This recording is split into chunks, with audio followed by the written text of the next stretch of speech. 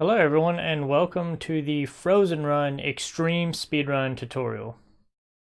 So with this video, as I've stated in the previous Extreme Run videos, I will not be going over stuff that I went over in the previous speedrun guide.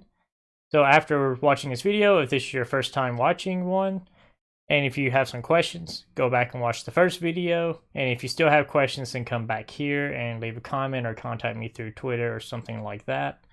And then I will be happy to answer your question.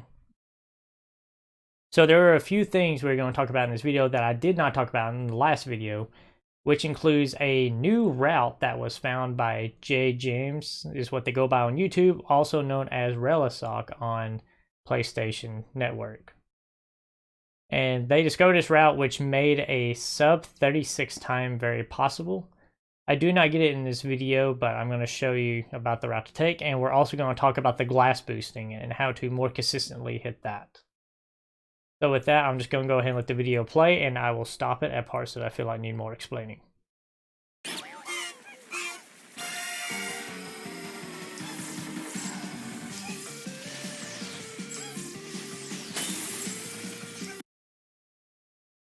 Alright, now there's a pretty stylish little trick that I learned right here.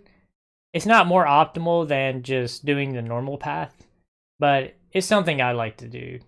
And it includes the double boost trick that people have recently discovered. And what we're going to do is we're going to land right on the corner of this ice. You can see that small little piece that's slightly sticking out. And then if you do that, you can do an attack off of it. And then you'll get your double boost.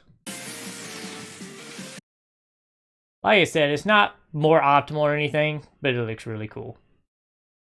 So let me go back a little bit so that you can see that in full speed.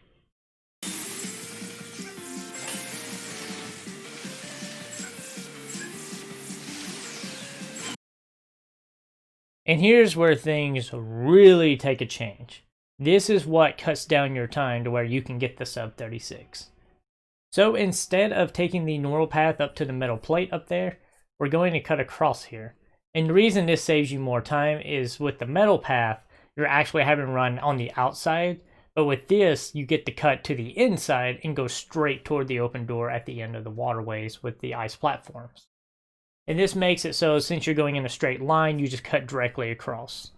And you've always heard that the fastest path to anything is straight to it. And that's what this new route optimizes and pulls through for us. So like I said, we're going to come off here. Now I do a double boost right here. You don't have to do it to make this jump, but it is safer and more consistent to do the double boost trick. So I do a little hit so that I can get my first boost. And then I come around the corner. The closer you cut this corner, the more time you will save. And then there's my spin. And there's my second boost. And that little ice platform right there, you want to land on it. Now here's something that can be a little tricky. You need to jump off of this platform as soon as you land on it. If you stay on it too long, one, you'll lose time, and two, you'll be so low that you'll actually hit the water and get frozen.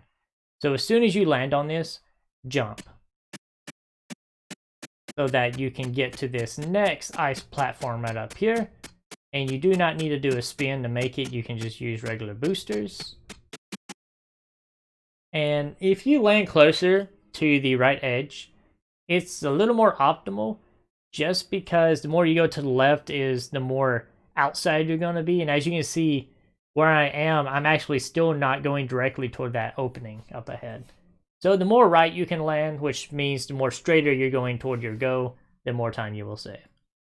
And from here, we're going to skip this next ice platform coming up. And then we land on this one. And you have two options here. You can either land on the metal plate and then jump up and break the ice, or you can go directly toward the icicles. I choose to go directly toward the icicles. With this new route, it actually feels slightly faster if you go directly toward them. It's not much, but it is something worth considering. So we break through that. And through this section, this is something I didn't mention in the last tutorial I made. The closer you stick to this right wall, the more time you'll save as well. And again, the reason because is that you're cutting to the inside of the track. This entire course is laid out where you go clockwise. It's a circle. You go clockwise around a circle. And as with anything that you're racing, the closer you cut to the inside of the track, the more time you will save. So through here, you'll want to cut to the inside. This is all as normal. There is one little thing I want to mention here. So I used to go directly toward this trampoline. It looks like actually I kind of did a little more in this video. I've created a bad habit of that in all my runs. But you can break the glass slightly sooner if you go straight at it. So that will save you milliseconds, but it is something that will be saved.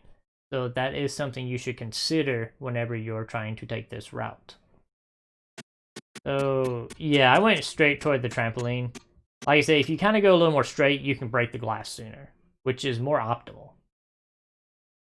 So, like I said, this is normal. We just break this. Now, let's talk about this second glass boost. So, it's important that you get the right amount of height. From the first trampoline, I do not do a spin. I do not do any boosters. I just jump directly to this platform. And you'll notice that this platform is slightly lower than the second platform. And this is the reason that I do this. It'll get me at just the right height if I use a small jump and then a booster, that I will be just about right on the glass when it starts breaking. And that's the go you want to do here. So there's the small jump. I fall slightly. And then it starts breaking the glass. And I'm actually a little higher than normal, what I would like to be. So, what you want to do is as soon as you hit the glass, do a spin. You don't have to, just to clarify. And you can see he's skipping ahead a little bit. But like I said, you don't have to. You can actually get the glass boost off of the boosters. I find it slightly more challenging to do it that way. But if you can nail it every single time, I think it actually is more optimal. Because with the spin, Astro will actually hang in the air for a little bit. So getting the boost while you're using your boosters would be better. So let me bring that back so you can see that in full speed. And then all of this right here is just normal, like I normally did. And that's how to do that. Alright, so let me show you this whole run in all of its glory.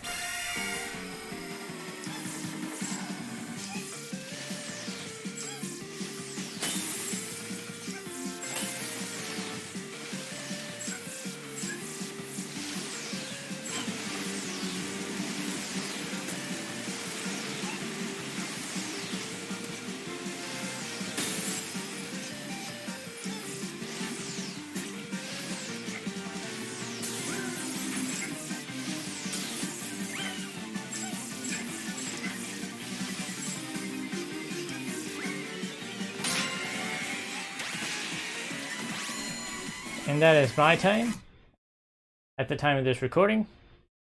Now I want to show you something else before I end this video. So what I'm going to show you is Relistock's run. And I just wanted to show you this because they have a cleaner run, and I want to show you what a sub 36 time looks like. So if you like this and you want to check out more of their runs, go check out their YouTube channel at JJames. And with that, I'm just going to go ahead and let it start so I can show you. And I won't be talking too much because I've kind of already explained most of everything that goes on.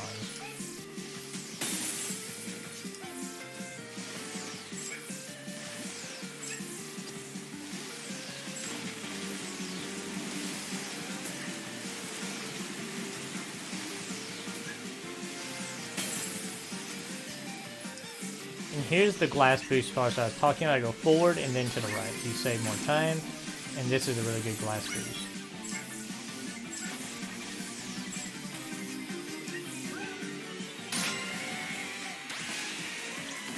And that's what a sub 36 looks like. So I hope that these tricks and tips can help you further cut down your time. And I actually noticed at the time of this recording that Bayleaf actually did beat the record, but just barely. So, I hope you all have a good day, take care of yourself, and stay safe. Bye.